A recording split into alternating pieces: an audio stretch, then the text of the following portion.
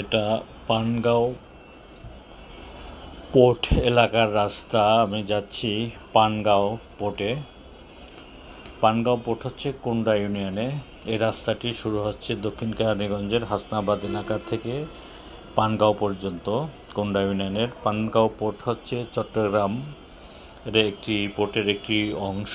এটা যে জায়গাটি দেখছেন ট্রাকগুলো খালি পড়ে আছে পণ্য পরিবহনের জন্য, কিন্তু পণ্য পরিবহন হচ্ছে না।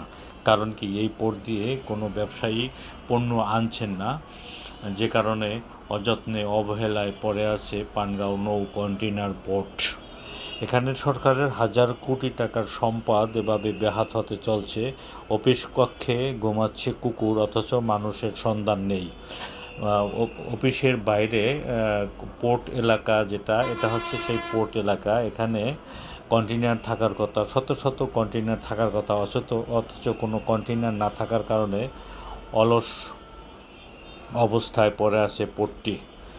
এইভাবে যদি চলতে থাকে আর এখান থেকে যদি পণ্য পরিবহন না হয়, ব্যবসায়ীরা যদি এই পোর্ট থেকে পণ্য না আনে, তাহলে সরকারের হাজার কোটি টাকা ব্যাহত হয়ে যাবে, ধ্বংস হয়ে যাবে পানগাঁও নৌ কন্টেইনার পোর্ট এলাকাটি, যেটা বিগত বিএনপি সরকারের শাসন আমলে নির্মিত হয়েছিল। এই